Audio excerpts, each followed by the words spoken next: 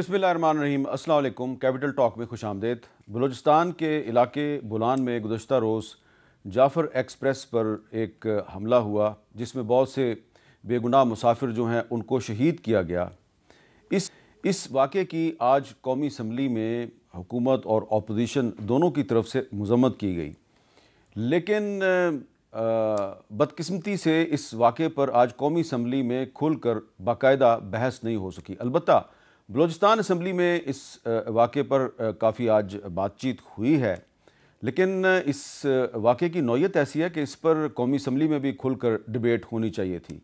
تو اس معاملے پہ قومی اسمبلی میں اپوزیشن لیڈر عمر ایوب خان صاحب کا حاضرہ سنیے۔ آج کی کارروائی کا آغاز بلوچستان میں جو کل ایک سانحہ ہوا ہے، بی ایل اے نے سیکیورٹی فورسز کے جوانوں کو وہاں پہ شہادتیں ہوئی ہیں اور اس کو ہم لوگ کنڈیم کرتے ہیں۔ ہمیں امیجیٹلی نارمل بزنس کو ختم کر دینا چاہیے تھا۔ یہ جو فارم 47 کی انسٹالڈ رجیم ہے، اس کا سینس یہ ہے کہ بلوچستان بزنس ایز یوزول ہے۔ وہاں پہ جو آگ لگی ہے تو کیونکہ وہ آنکھ سے اوجھل ہے، نظر سے اوجھل ہے تو خیر ہے۔ تو اگر فرض کریں کہ قومی اسمبلی میں آج اس ایشو پر بحث ہو بھی جاتی تو اس کا کیا نتیجہ نکلتا اور اس کا کیا فائدہ ہوتا؟ بلوچستان میں امن کیسے قائم ہو سکتا ہے؟ کیا اس پہ پارلیمنٹ میں کھل کر ڈیبیٹ ہونی چاہیے؟ اس پہ گفتگو کے لیے ہمارے ساتھ موجود ہیں بلال صاحب، وزیر مملکت برائے ریلویز، عادل بازئی صاحب کوئٹہ سے رکن قومی اسمبلی ہیں، پاکستان تحریک انصاف سے ان کا تعلق ہے، اور آج ہمارے مہمان ہیں جناب امان اللہ کنرانی صاحب جو کہ سابق ایڈوکیٹ جنرل ہے بلوچستان کے، سابق صدر ہیں سپریم کورٹ بار ایسوسی ایشن کے، اور حال ہی میں وہ بوائے اسکاؤٹس ایسوسی ایشن کے انٹرنیشنل کمشنر الیکٹ ہوئے ہیں، ایک باقاعدہ ووٹ کے ذریعے الیکٹ ہوئے، تو ان سے بھی بات کرتے ہیں۔ سب سے پہلے یہ بتائیں بلال اظہر کیانی صاحب کہ یہ جو عمر ایوب صاحب کا شکوہ ہے کہ بلوچستان میں اتنا بڑا واقعہ ہو گیا تو آج قومی اسمبلی میں اس پہ کھل کے ڈیبیٹ ہونی چاہیے تھی لیکن نہیں ہوئی۔ جی بسم اللہ الرحمن الرحیم۔ حامد میر صاحب بہت شکریہ جی اپنے شو میں دعوت دینے کا۔ دیکھیے سب سے پہلے تو یہ جو سانحہ ہوا ہے جی، یہ سانحہ ہے، سانحہ سے کم نہیں ہے، اور ایک دہشت گرد حملہ ہے، دہشت گردوں نے کیا ہے، اس میں کسی قسم کا ابہام نہیں ہونا چاہیے۔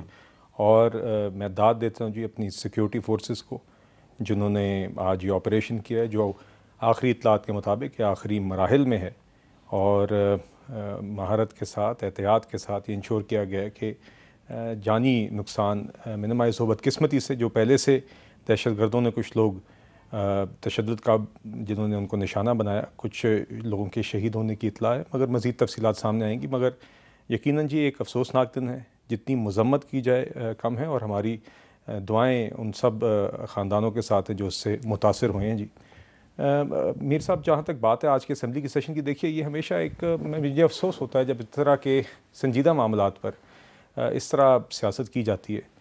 کسی نے بھی عمر ایوب صاحب کو یہ نہیں کہا کہ آپ اس پہ بات نہ کریں، بات صرف اتنی ہوئی کہ آپ اور یہ ہمیشہ عمر ایوب صاحب کا ایک وتیرہ بن گیا ہے۔ میں نے خود بھی سیشن کچھ پریزائڈ کیے ہیں جی، ان کا ایک وتیرہ بن گیا کہ ایک شور مچا کے بعد میں کہتے ہیں بات نہیں کرنے دی کہ ان سے صرف اتنا کہا جاتا ہے کہ کویسچن آور مکمل ہو جائے، اس کے بعد آپ تقریر کرو۔ اور آج کویسچن آور کے بعد عمر ایوب صاحب نے 1 گھنٹے سے زائد کی تقریر کی جس میں انہوں نے اس موضوع پہ بھی اپنا ایک موقف دیا، اور اس کے علاوہ دیگر موضوعات پہ انہوں نے کھل کے بات کی، اور کسی نے نہ ہماری ٹریجری کی سائڈ سے کسی نے کہا کہ آپ نے اتنی لمبی بات کیوں کی، انہوں نے کھل کے بات کی۔ تو اس لیے بات ہر موضوع پہ اسمبلی پہ ہونی چاہیے، اور انہوں نے اپنی بات کی ہے۔ تو اس لیے میں بس آپ کے سوال کے جواب میں اتنا کہنا چاہ رہا تھا۔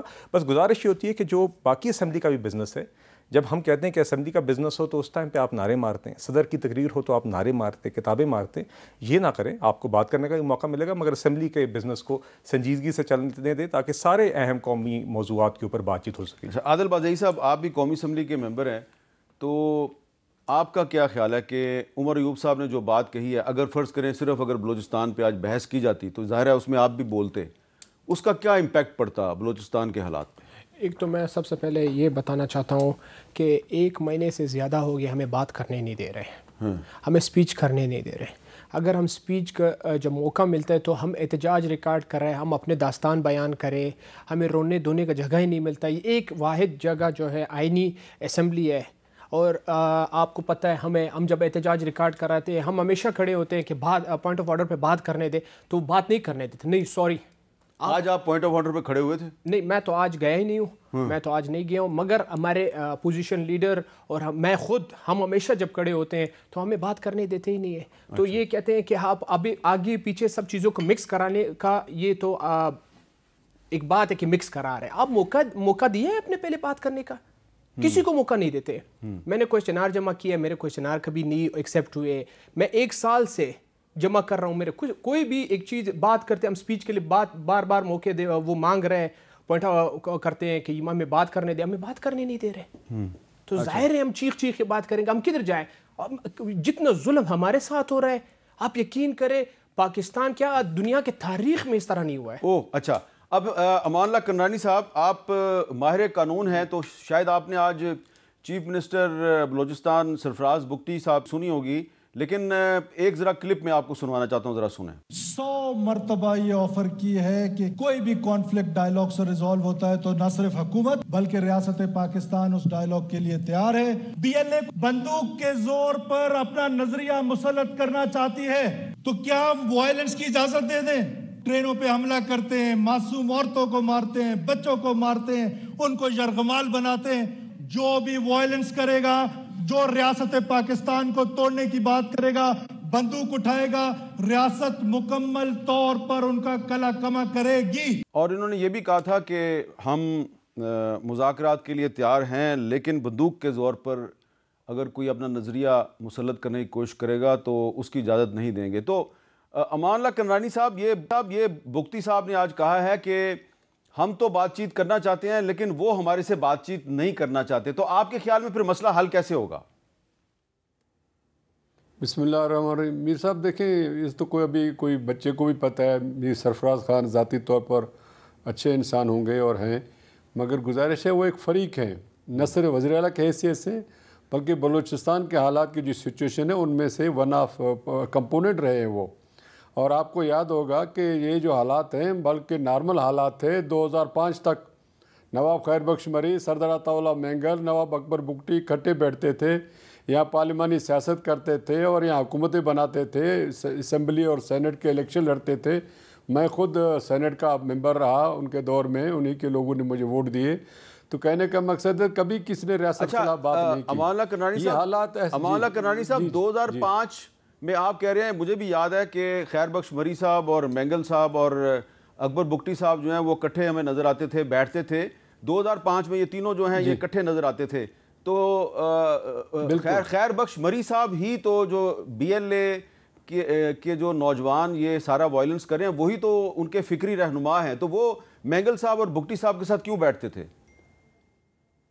صرف وہ اس لیے کہ وہ ملک میں وفاقی حکومت، وفاقی نظام چاہتے تھے. وہ اپنے صوبے کے لیے خود مختاری چاہتے تھے، وہ اپنے ساحل وسائل پر دسترس چاہتے تھے، وہ اپنے بلوچ قومی شناخت کا دفاع کرنا چاہتے تھے اور اس کے لیے باقاعدہ پلاننگ کرتے تھے. اور یہ تینوں کے جو بات کی وہ تصویر 28 فروری 1997 کی ہے. دوسرا جو ہے یہ ان کو آپ نے دیکھا ہوگا ڈیرہ بگٹی میں 2005 میں جلسہ ہوا، اس میں بالاچ مری صاحب، برہمدک بگٹی صاحب وہ سب موجود تھے. میں خود بھی وہاں موجود تھا. آپ بھی اس تصویر میں نظر آ رہے ہیں. صدر اختر مینگل صاحب بھی بعد میں آئے، ڈاکٹر حئی صاحب بھی بعد میں اس جلسے میں شریک ہوئے. سب یہی مطالبہ، کوئی پاکستان کے خلاف سوچتا بھی نہیں تھا.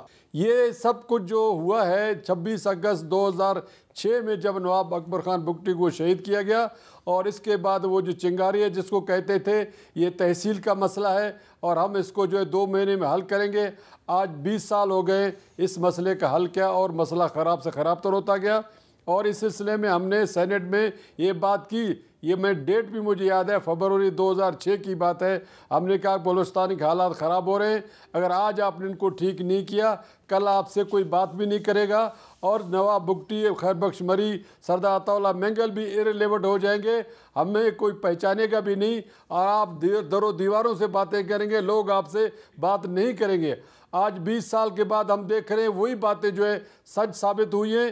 اگرچہ آگے یہ تینوں ہمارے رہنما موجود نہیں ہیں مگر آج کے حالات میں اگر وہ ہوتے اس صورتحال میں وہ بھی کچھ نہیں کر پاتے. کنرانی صاحب اگر آپ برا نام نہ تو وہ مشرف صاحب کو اگر ہم ذمہ دار قرار دیں کہ انہوں نے اکبر بگٹی صاحب کے خلاف آپریشن کیا، تو نہ تو مشرف صاحب دنیا میں ہیں نہ بگٹی صاحب دنیا میں، تو ہم کس کے پاس جائیں گے؟ تھوڑی سی آج کی جو صورتحال ہے اس پہ گفتگو کو آگے بڑھاتے ہیں.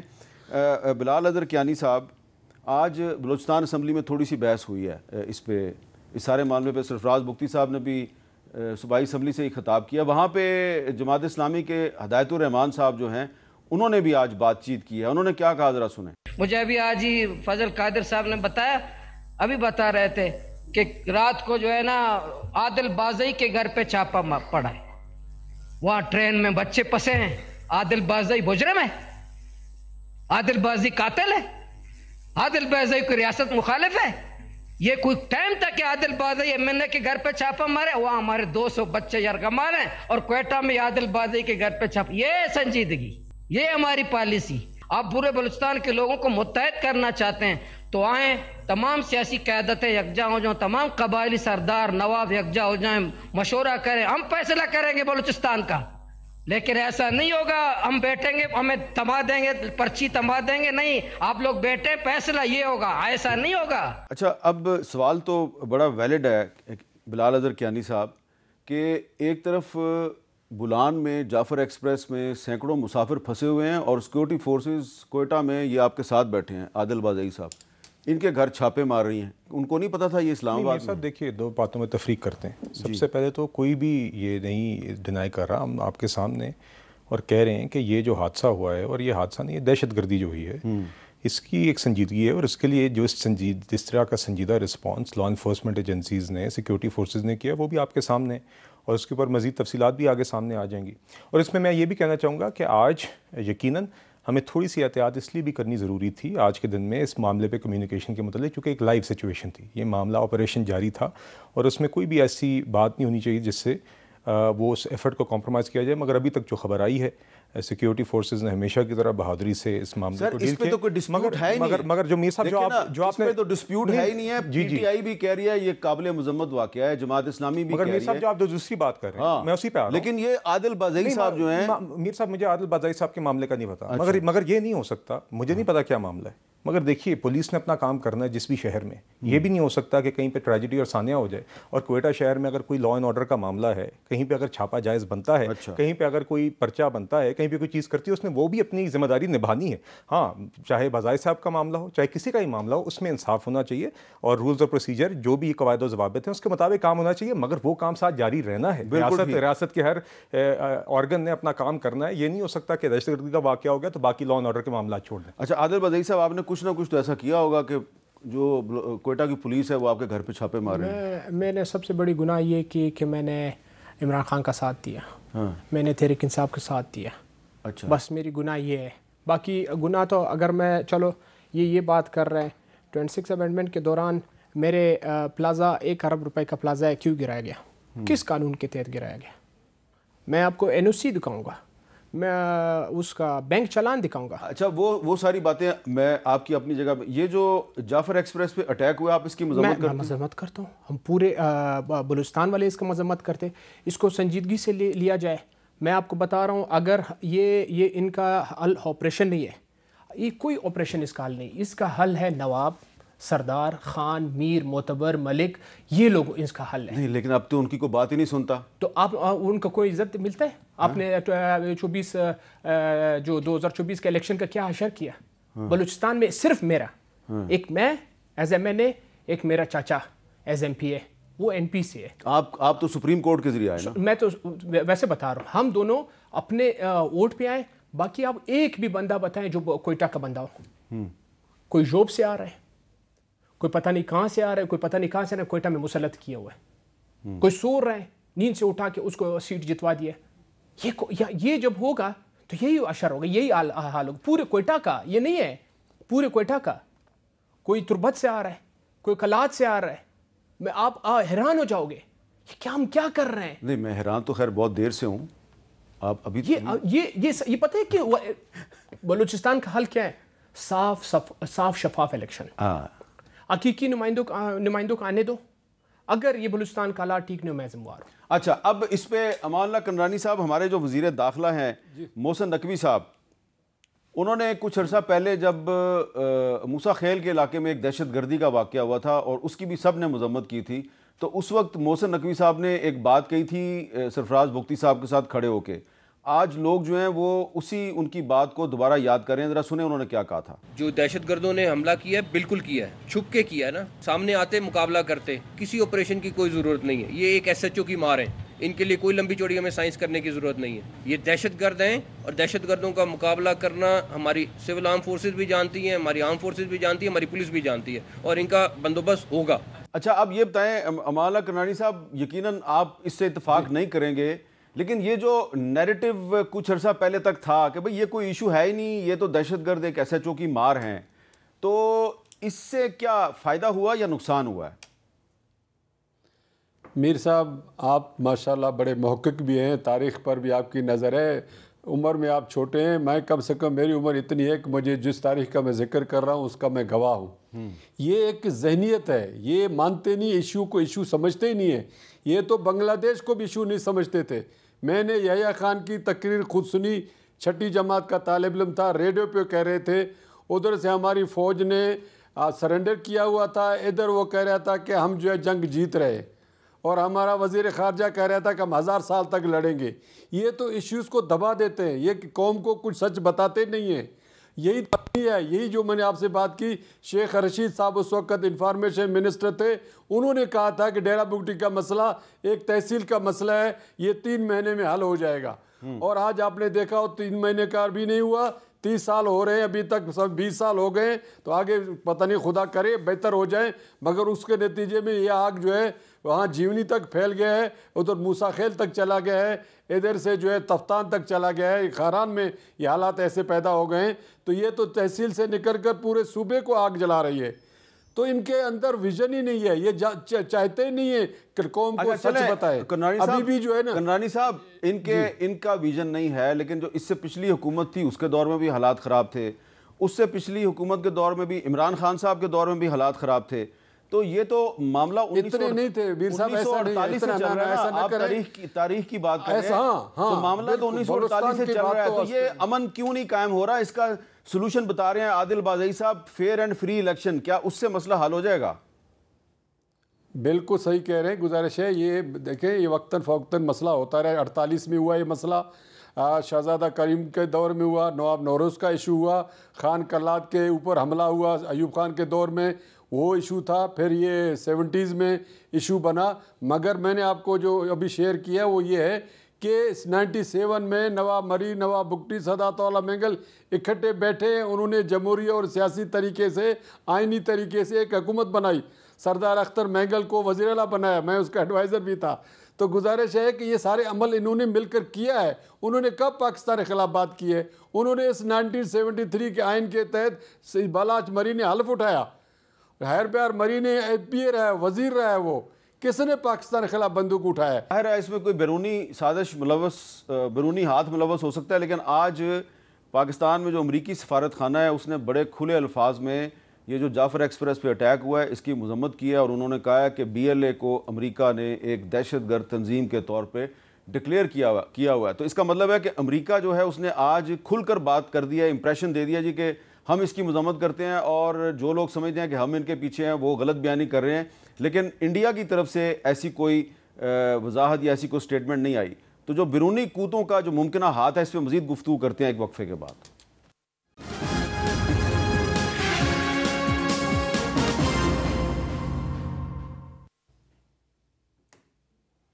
کیپٹل ٹاک میں دوبارہ خوش آمدید. ہم بات کر رہے ہیں اس وقت جو بلوچستان کی صورتحال ہے اور جعفر ایکسپریس پر جو حملہ ہوا ہے اس کے بعد کے جو حالات و واقعات ہیں اس پہ بات چیت کریں. بلال کیانی صاحب, یہ بڑے عرصے سے بات ہو رہی ہے کہ جو بھی بلوچستان کے معاملات کو حل کرنے کی کوشش کرتا ہے یا وہاں پہ انسانی حقوق کی خلاف ورزیوں کی مذمت کرتا ہے تو اس پر ہم الزام لگا دیتے ہیں یہ غیر ملکی ایجنٹ ہے. اچھا, اس قسم کی باتیں کچھ عرصہ پہلے تک آپ کی پارٹی کی قیادت بھی کرتی تھی. جو بات 3 سال پہلے مریم نواز شریف صاحبہ نے کی تھی کہ بلوچستان کی بات کرنے والے کو غدار قرار دے دیا جاتا ہے, کیا آج بھی ایسا ہی نہیں ہو رہا؟ نہیں, دیکھیے میر صاحب ایسا نہیں ہے. دیکھیے 2 باتوں میں تفریق کریں. ایک طرف ہم بالکل بھی یہ نہیں کہتے, کوئی بھی یہ نہیں کہتا کہ بلوچستان میں سب صحیح ہے. یہ اس طرح کی بات میں نے عمر ریب صاحب کے منہ سے سنی, کوئی یہ دعویٰ نہیں کرتا. بالکل اندازہ ہے بلوچستان پاکستان کا اتنا ہی حصہ ہے جتنا کوئی بھی اور صوبہ ہے, کوئی بھی اور ریجن ہے, چاہے وہ آزاد کشمیر ہو, گلگت بلتستان ہو, سندھ ہو, پنجاب ہو, خیبر پختونخوا ہو. اور ادھر کے مسائل ہیں اور وہ ہم نے گھر میں بیٹھ کے ہی ایڈریس کرنے اور اپنے بلوچ بہن بھائیوں کے ساتھ بیٹھ کے ہی ہم نے ان کا حل نکالنا ہے. اور یقیناً اس میں ایک سیاسی سنجیدگی اور کنسلٹیشن میں اگر کوئی گنجائش ہے وہ پوری کرنی ہے ہم نے.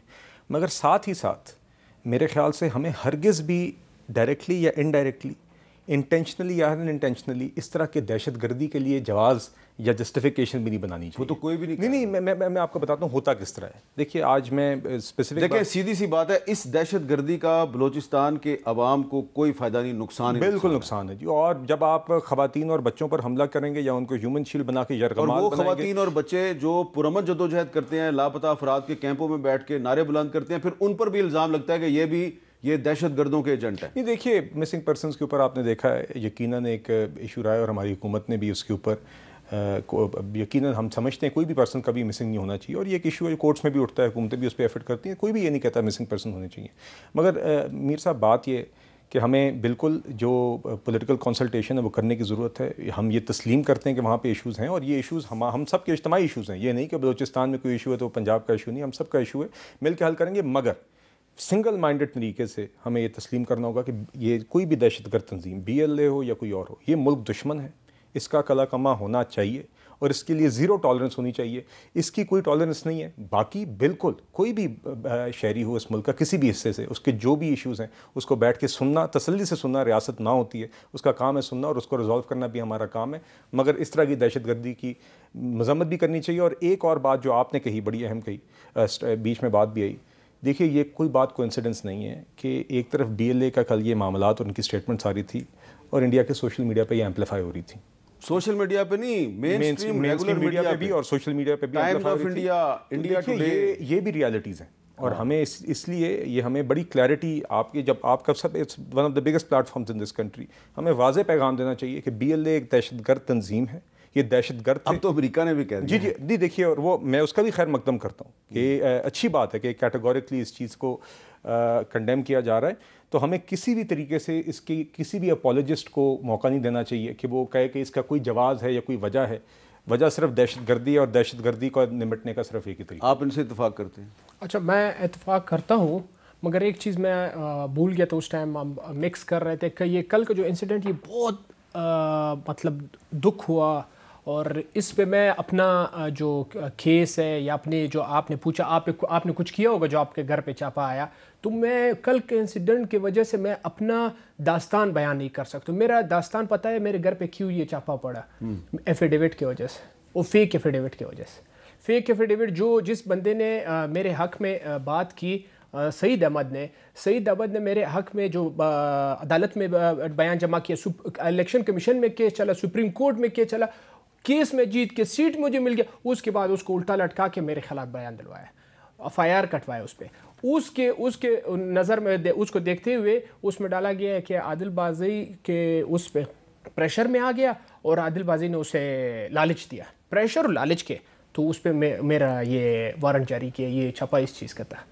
یہ میرا اچھا، یہ بلوچستان میں یہ روایت ہے کہ اس طرح ٹارچر کر کے کسی کو پریشرائز کر کے اسے ایفیڈیوٹ لے لیا جائے اور پھر اس کے گھر پہ چھاپے مارے جائیں؟ کیونکہ آج سرفراز بگٹی صاحب کہہ رہے تھے نا کہ ہماری بڑی عظیم روایات ہیں. بالکل ہیں، بلوچوں اور پشتونوں کی بڑی روایات ہیں. ان سے پوچھا اگر عظیم روایت ہے میرے گھر پہ چھاپا کیسے بھیجا؟ یہ آپ نے ویڈیو دیکھی ہوگی، کتنے مرد گھس رہے تھے اندر.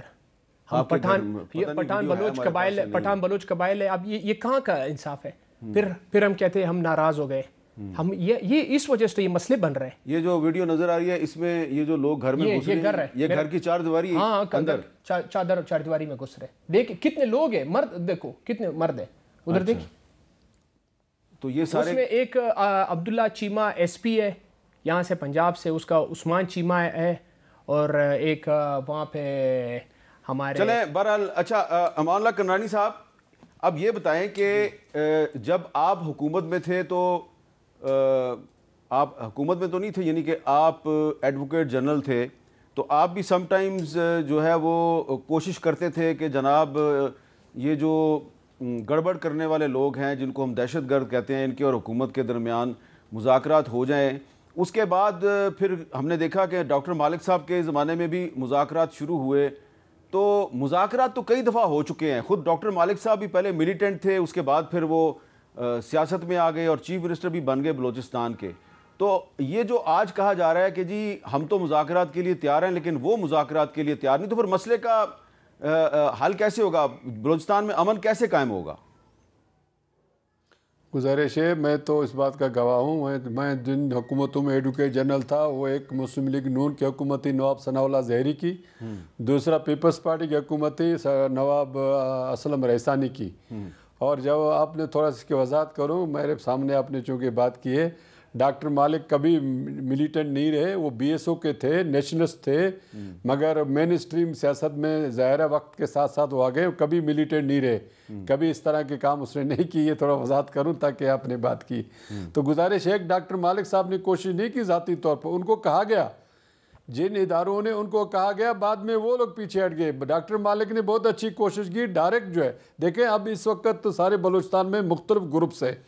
ڈاکٹر مالک صاحب نے 2-3 گروپ سے میرے معلومات کے مطابق بات کی, مجھ تک بھی باتیں پہنچی ہیں, مجھ تک بھی اپروچ ہوا ہے, وہ سارے باتیں ہمارے سامنے, اور سب کی طرف سے پازیٹیو رسپانس تھا, اور آج بھی لوگوں کی طرف سے پازیٹیو رسپانس ہوگا. مگر گزارش ہے, جب اس طرح کے حالات پیدا ہوں گے, قتل و غارت ہوگا, آئیدر وے, میں کسی ایک کی حمایت مخالفت نہیں کر رہا ہوں, چاہے کسی کو سرکار کو نقصان پہنچ رہا ہے انسانوں کو, وہ بھی قابل افسوس ہے, چاہے شہریوں کا ہو رہا ہے وہ بھی قابل مذمت ہے. تو اس طرح یہ حالات ہیں, بیٹھ کے طے کرنے کا مطلب ہے کہ آپ کم سے کم وائلنس ختم ہو دونوں طرف سے کم یہ جو مطالبات ہیں لوگوں کے زندگی کا, جہاں تک معاملہ ہے, آئین کا آرٹیکل 9 جو ہے تحفظ دیتا ہے لوگوں کو زندگی کا, اس کی تحفظ کیا جائے. پہلے لوگوں کو تسلی دی جائے کہ آپ کے جانوں کو کوئی خطرہ نہیں ہے, تب جو ہے بات چیت ہو سکتی ہے. اب جب لوگ اس طرح کے معاملات ہیں, سڑکوں میں لڑائی ہو رہی ہے, ٹرینوں میں لڑائی ہو رہی ہے, بسوں میں لڑائی ہو رہی ہے, وجوہات کیا ہے کوئی پوچھ نہیں رہا ہے, یا لوگ کہتے ہیں ہم ایس ایچ او کو ماریں گے, کوئی کہتے ہیں بم ماریں گے, تب یہ مرنے لڑنے کے معاملات میں اس وقت حل نہیں ہوں گے نا, جب تک سیز فائر نہ ہو. سیز فائر کے لیے سی بی ایم ہونے چاہیے, کانفیڈنس بلڈنگ میئرز ہونے چاہیے, واقعی کوئی ارادہ ہو. یہ ایسی بات نہیں ہے آج ہم یہ بات کر رہے, تاریخ ہمیں بتاتی ہے کہ جب یہ 73 کا ایشو آیا, اس کے اندر جو ہے جب معاملات بنے, ایون ایک فوجی نے, ضیاء الحق نے کوشش کر کے وہ تمام معاملات جو آپس میں تھے وہ سب کو ریزالو کیا, اور معاملات سیٹل ہو گئے, اور اس کے بعد بلوچستان میں امن رہا 70s کے بعد. اور میں نے بتایا کہ 97 میں تینوں لیڈر. یہاں پہ دیکھیں نا, اب تھوڑی سی یہاں پہ ہسٹری کا ایک تھوڑا سا پہلو ڈیفرنٹ بھی ہے کہ پہلے جنرل ضیاء صاحب جو ہیں انہوں نے ذوالفقار علی بھٹو صاحب جو ہیں ان کو کہہ کر, اور اس وقت کے جو فوجی جرنیل تھے ان کو کہہ کے تو پہلے ایک الیکٹڈ گورنمنٹ ڈسمس کروائی عطا اللہ مینگل کی, پھر حیدرآباد سازش کیس بنوایا, پھر اسی بھٹو صاحب کو پھانسی دے دی. پھانسی دینے کے بعد حیدرآباد سازش کیس جو ہے اس کو ختم کر دیا, اور بلوچ رہنماؤں کو اور پشتون رہنماؤں کو رہا کر دیا. تو اور پھر بگٹی صاحب جو ہیں انہوں نے اس وقت آپریشن میں ساتھ دیا تھا پہلے بھٹو صاحب کے دور میں, پھر بگٹی صاحب کا بھی کلا کما کر دیا. تو یہ ہماری تاریخ ایسی ہے. بہت شکریہ. بگٹی نے جب آپریشن شروع ہوا اس نے استعفیٰ دیا, بگٹی نے کنٹینیو نہیں کیا, جب آپریشن شروع ہوا استعفیٰ دیا, فوراً استعفیٰ دیا, اس نے 6 مہینے کے اندر استعفیٰ دیا. مان اللہ کرنانی صاحب بہت بہت شکریہ جی. ایک بریک لیتے ہیں, بریک کے بعد دوبارہ ملتے ہیں.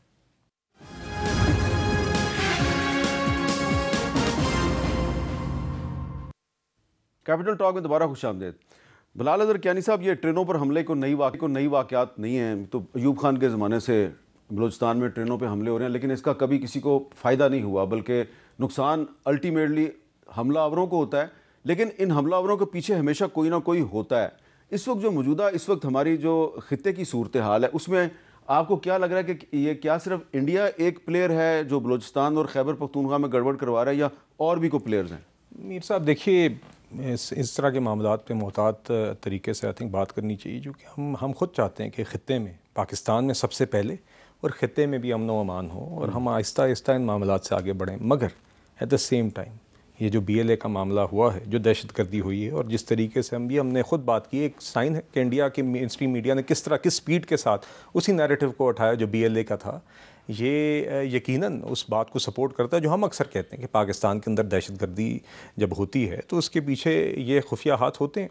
تو ہم نے اس کے خلاف تو اپنی جنگ لڑنی ہے جی، اور سب سے پہلے تو پاکستان کے اندر یہ جنگ لڑنی ہے، اور یقیناً اس طرح کے جو بھی فورسز ہیں، چاہے وہ اگر انڈیا کی طرف سے دہشت گردی سپورٹ کی جا رہی ہے، ادروائز اس کو ایکسپوز بھی کرنا، اس کے خلاف ہم نے جنگ بھی لڑنی ہے۔ مگر میں میر صاحب ایک بات ذرا آپ کے پروگرام کے توسط سے ضرور کہنا چاہوں گا جی، میرے خیال سے ہم جتنی دفعہ آپ کے اس پلیٹ فارم پہ، دیگر پروگرامز پہ آج کل اپنے جوانوں کو جو روزانہ کی بنیاد پر شہادتیں دے رہے ہیں، جو بہادری سے لڑ رہے ہیں، ان کو جتنا ہم خراج تحسین پیش کریں کم ہے، چونکہ وہ فرنٹ لائن پہ ہیں اس دہشت گردی کی جنگ میں، بلوچستان ہو چاہے وہ خیبر پختونخوا ہو، تو وی ہیو ٹو، چاہے میڈیا ہو چاہے وہ اسمبلی کا فلور ہو، ہمیں یکجا نظر آنا چاہیے کہ ہم اپنے جوان کے پیچھے کھڑے ہیں جو یہ دہشت گردی کے خلاف جنگ لڑ رہے ہیں۔ آپ کچھ کہنا چاہتے ہیں؟ سر حامد میر صاحب، میں ایک چیز بتانا چاہتا ہوں، آپ نے ظفر زیری کا 2 دن پہلے اسپیچ سنا؟